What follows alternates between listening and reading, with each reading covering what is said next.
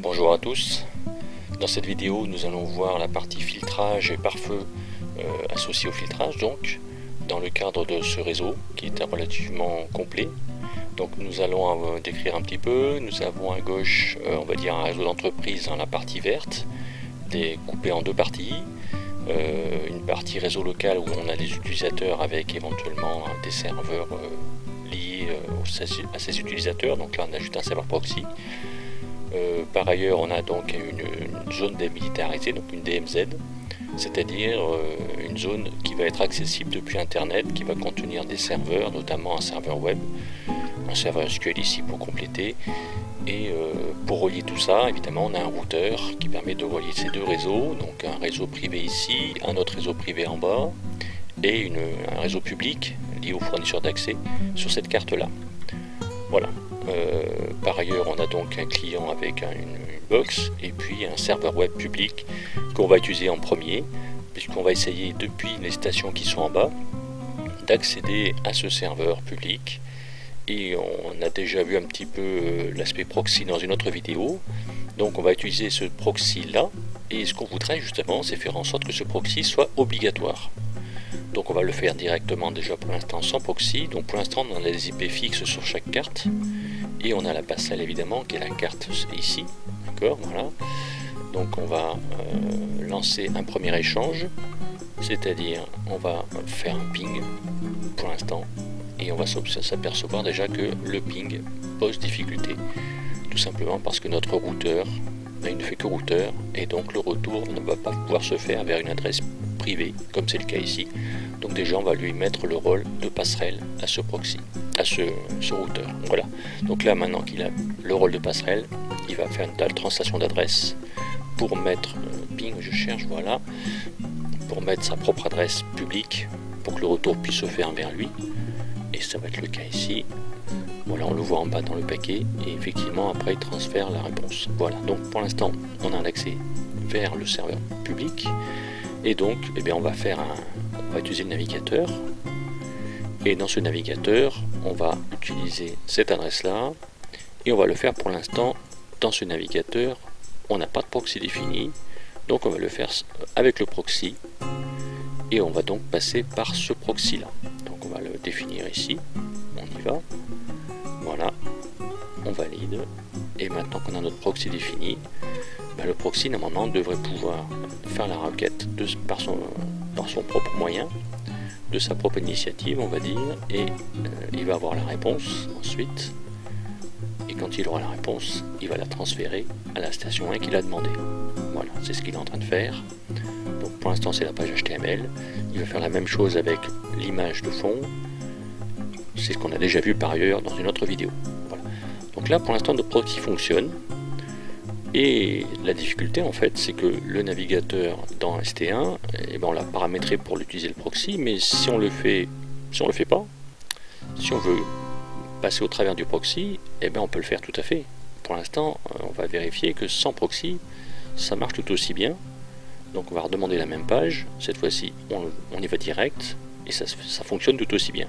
Donc ça pose difficulté parce que le proxy ayant un aspect sécuritaire, on veut que ce soit obligatoire dans l'entreprise. Je laisse finir l'échange et on va donc faire en sorte ici de paramétrer. Voilà, on y est. Donc je vais fermer cet aspect là. Donc on va faire en sorte de limiter les échanges pour qu'on oblige à ce que ce soit le proxy qui fasse la requête vers l'extérieur et que les autres ne puissent pas le faire. Donc voilà comment ça se passe. On va sur le routeur, on va activer le pare-feu et on va définir ce pare-feu. On voit comment ça se passe. Quand le pare-feu n'est pas actif, aucun filtrage n'est fait, donc le routeur qui est là laisse passer l'ensemble du trafic, c'est ce qu'il faisait pour l'instant. Dès qu'il y a pare-feu, il faut qu'il y ait une règle qui soit validée pour que le paquet puisse passer, sinon le paquet est jeté. Donc là, si on en restait là, plus rien ne passerait. Donc on va rajouter une règle, voilà comment ça se passe. On va enlever la règle précédente qui restait, voilà. Donc au départ, on a ici l'adresse IP de l'émetteur du paquet, et on peut mettre des filtres. C'est ce qui est indiqué là-haut. Donc dans l'émetteur, on va faire en sorte ici que l'émetteur ce soit cette machine-là, pour faire en sorte que le paquet qui vient de ce proxy puisse traverser le routeur. Et donc on va dire que la destination, ça peut être n'importe quelle machine sur internet. Donc on va faire en sorte ici qu'on puisse mettre un filtre étoile. On va en revanche limiter les paquets pour filtrer que les paquets HTTP, pour permettre que les paquets HTTP puissent passer et pas les autres. On ajoute la règle et on ferme et on valide, et on peut relancer maintenant ici de notre navigateur. Donc je revérifie, on a bien notre, on va le faire sans proxy déjà pour vérifier qu'on se fait jeter. Donc ici on y va directement, et là notre règle du pare-feu a refusé l'origine 10.1.1.1, donc le paquet a été jeté, donc ça ne fonctionne pas. Donc cette fois-ci il va falloir mettre le proxy. Voilà ce qui est fait.